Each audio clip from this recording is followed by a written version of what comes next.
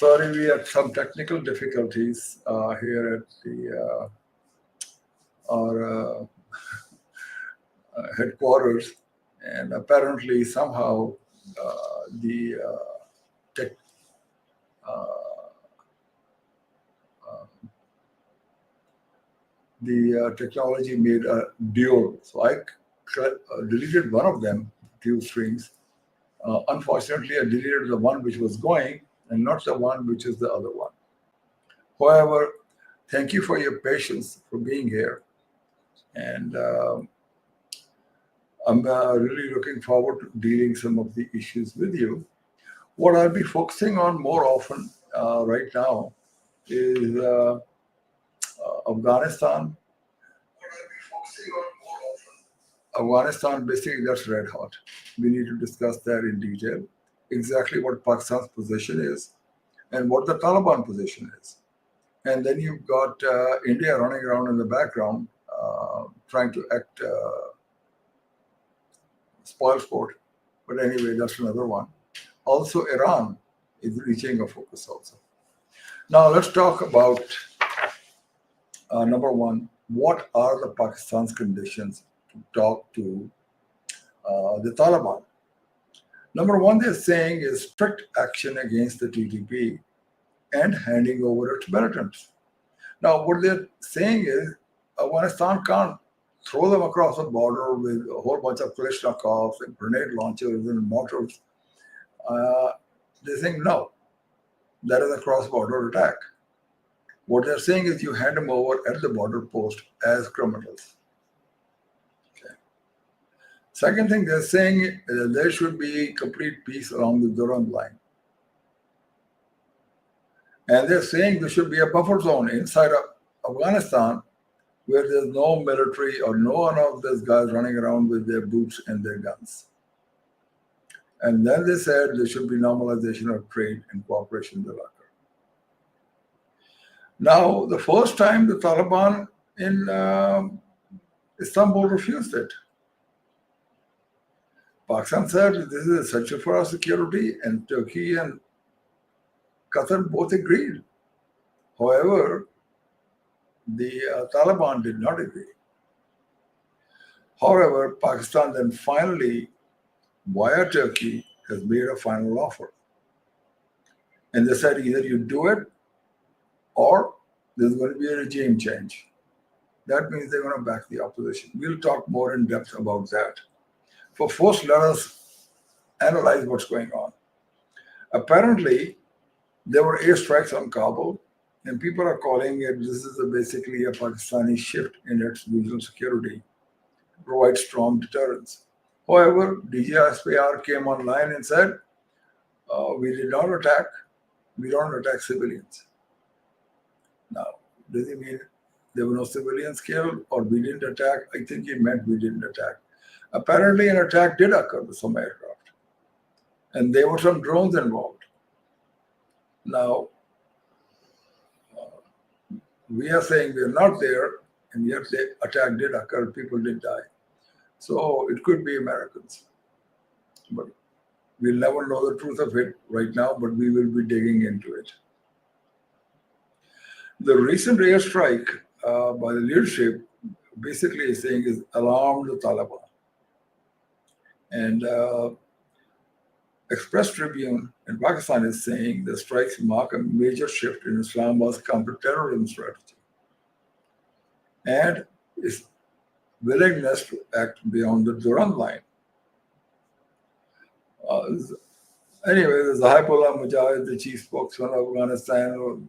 Of course, he's frothing at the mouth and saying, oh, we will attack and we will do this, we will do that. Appropriate response at our own time, all the normal stuff. Sources inside Afghanistan say that after the strikes, fear and caution became visible among the Taliban leaders. For example, following the suicide blast outside Islamabad judicial complex, the Taliban quickly announced that they had no role in it. And something officials interpreted as fear of retaliation by Pakistan. Now,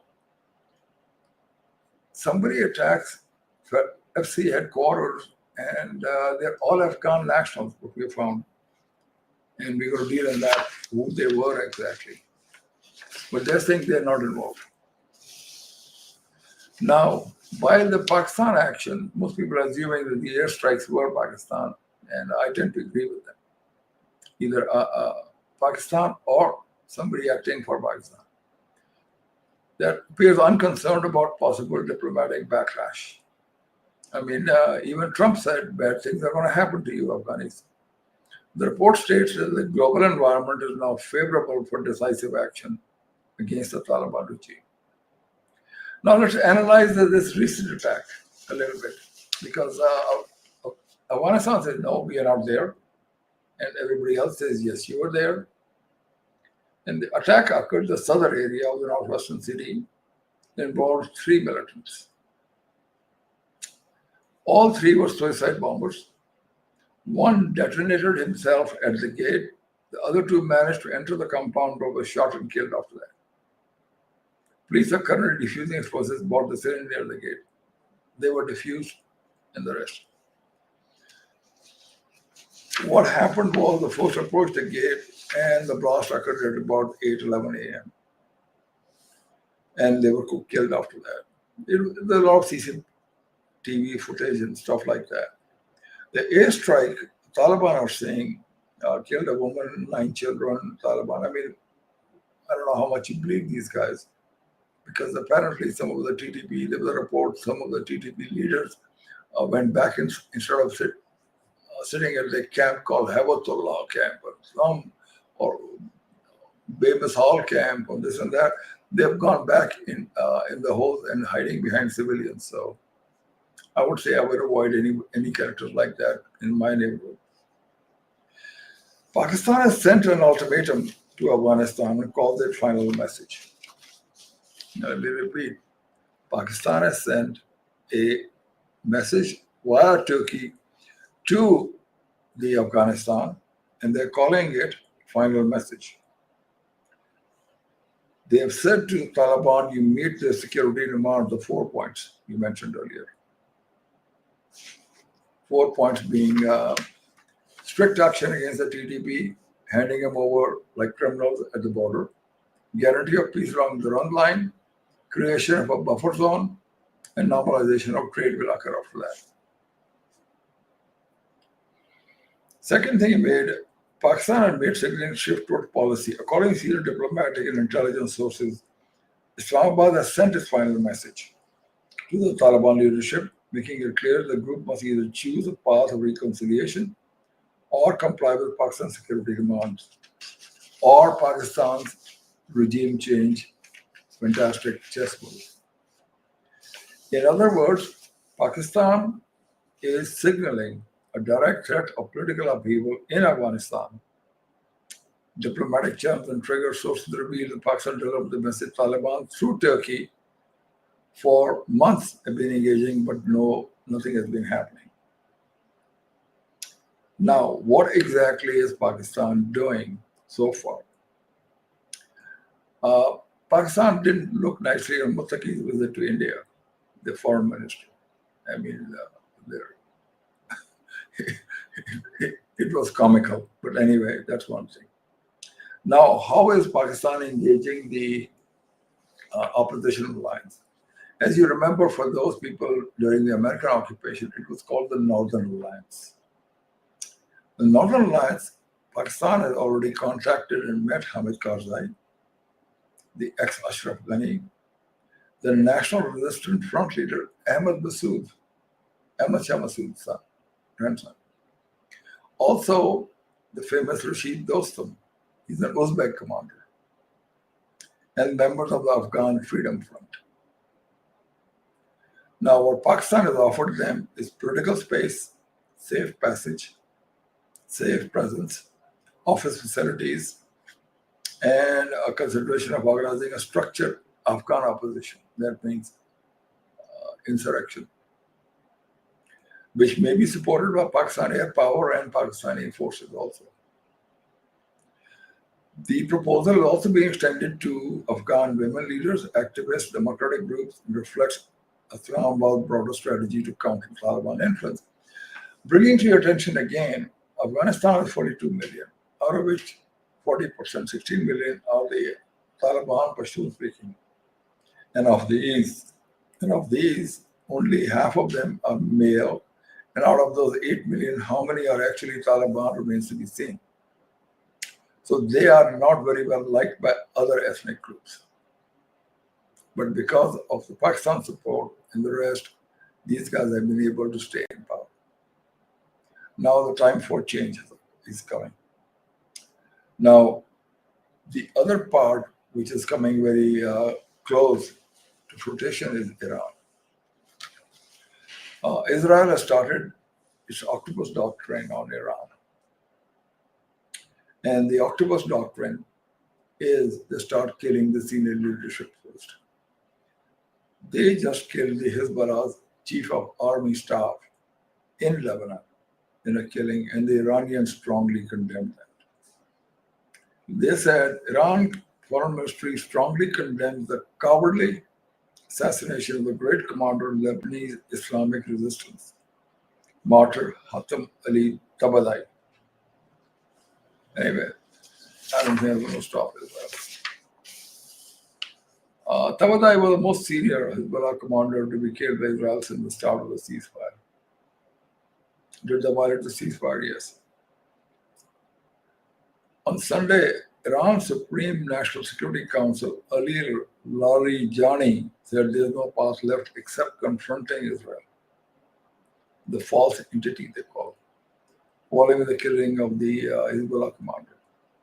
In a message on X, he said that one of the great commanders was martyred at the hand of the criminal Zionists. Now Mr.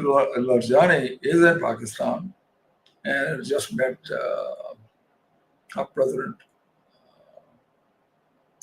Zardari. Larijani also said that Pakistan is very strategically important and key factors in shaping a lasting security environment. Apparently, he wants something. I don't know whether we will be able to do it or not, but definitely. Or maybe Pakistan has a proposal for them to accept with the Americans. So we may be the go-between in the two of them. Let's hope it leads to peace. But they have to give up their enrichment program.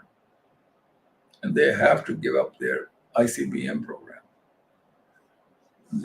The West is not going to allow them to keep 8 to 9 nuclear weapons, both of enriched uranium. So now we get to the last one. Our friends across the border, a great neighbor, India is up to its jovial points.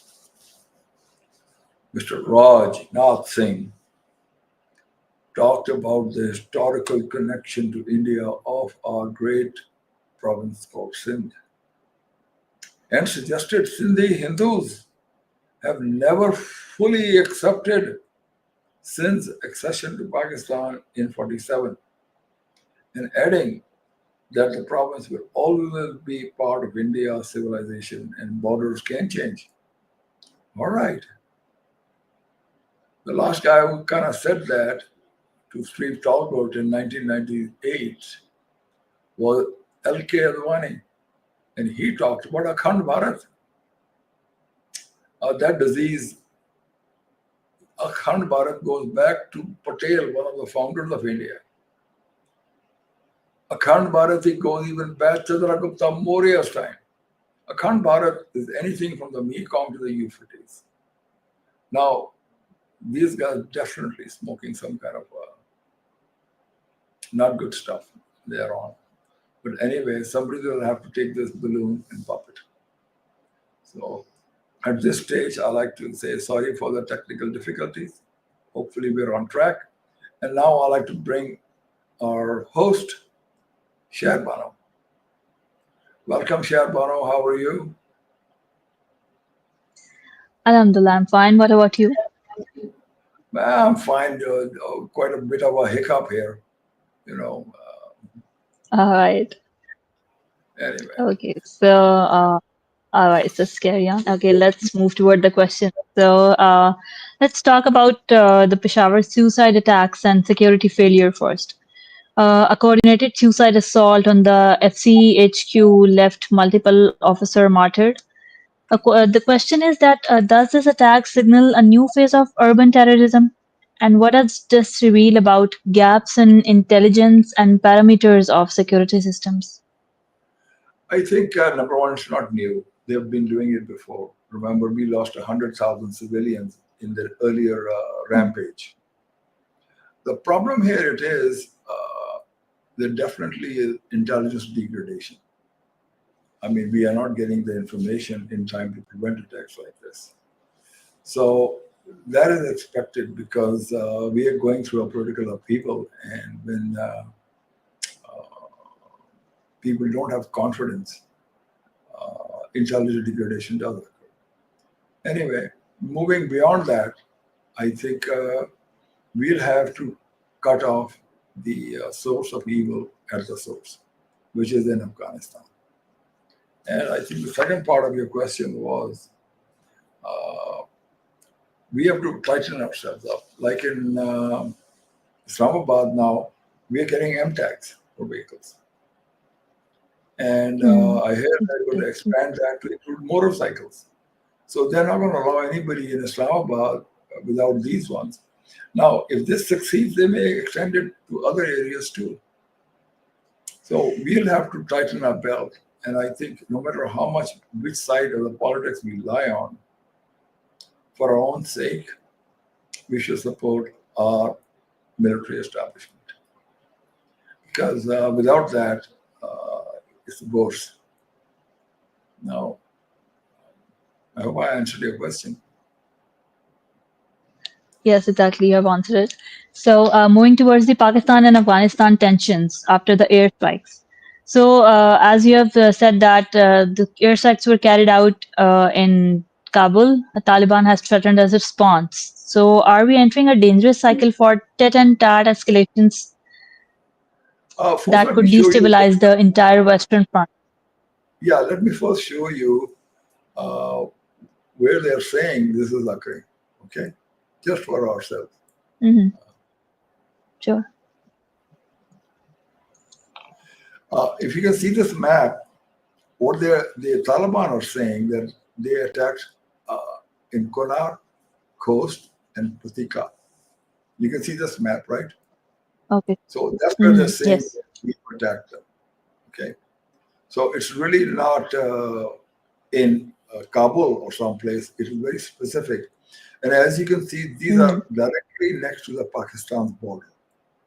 And that's probably where they're staging these people, where their intelligence centers are, and that's where they get all the ammunition and then come across the border. So, does that make okay sense with you now? Okay. Now, Yes, the exactly. question was,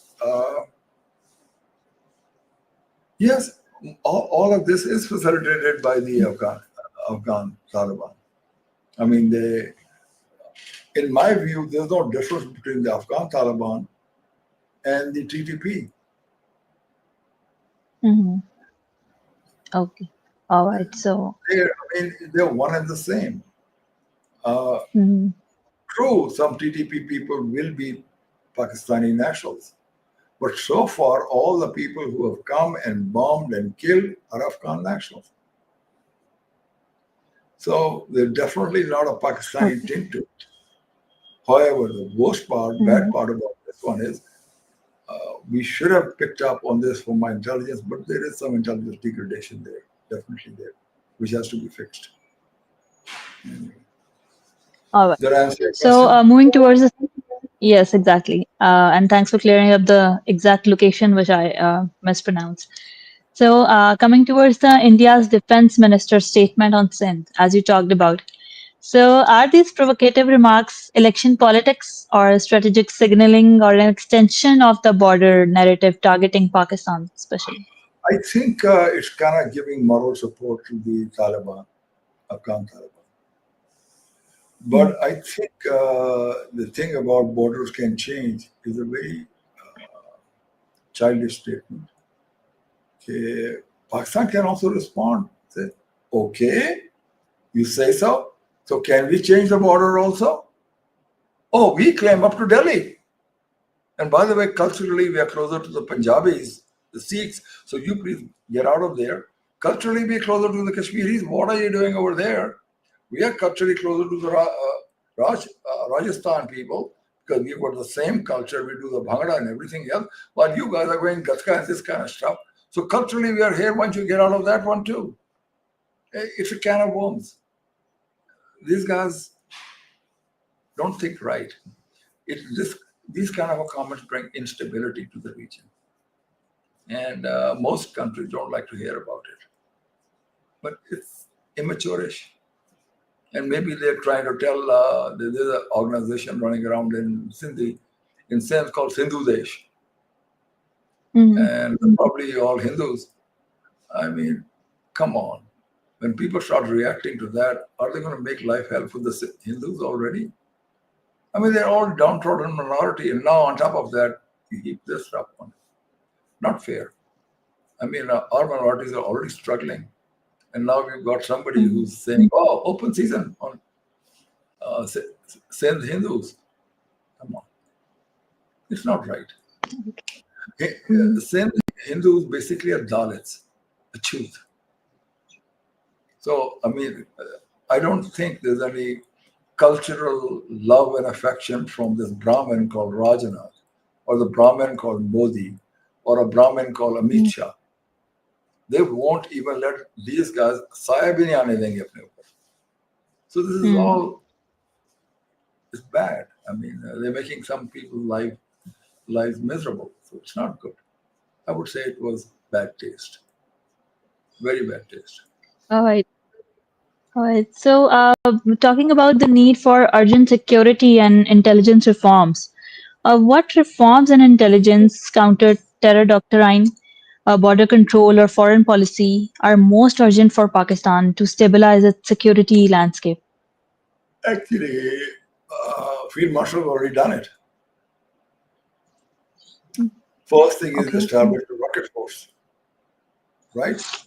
Rocket force establishment means that China is now backing us with hypersonic missiles and that Beidou targeting system, which is far better than the American GPS. And the best intelligence also you can get is from satellites. So with this rocket force, you're guaranteed Chinese satellite information. Now I don't have it on a piece of paper, but it's understood. So in terms of command and control structuring, we finally have one Sipa Salar in charge of all the three forces: Army, Navy, Air Force. So we are getting ready. Now, let me say this.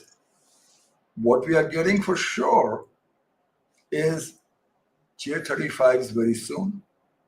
Stealth will be the first one in stealth. KJ-500s, which is one of the best AWACS and can track hundreds of targets at the same time.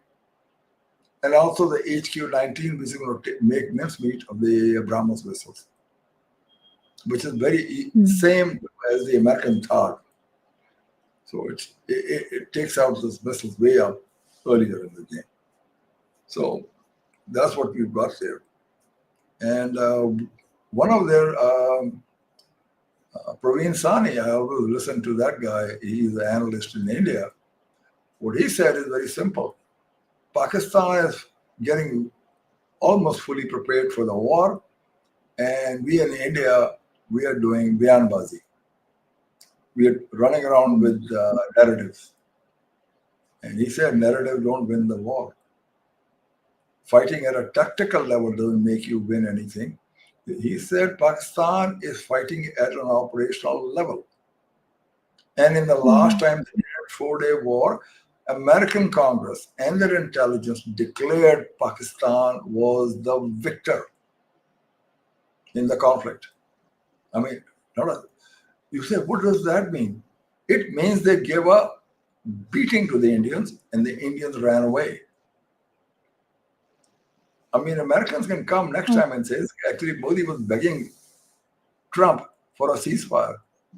And that's why America changed their stance from, we are not involved, to, okay, Pakistan, come on.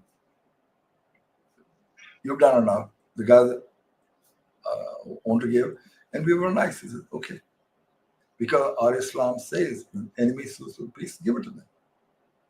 But if they break the peace, if Sindhur is on a pause and they unpause it, Hmm. then all bets are off. So, makes All sense? right. So, all right. Thank you for sharing so much information with us and the latest news with us. So, all yours. Okay. Thank you very much, and sorry for the problem we had technically. Thank you very much. Bye.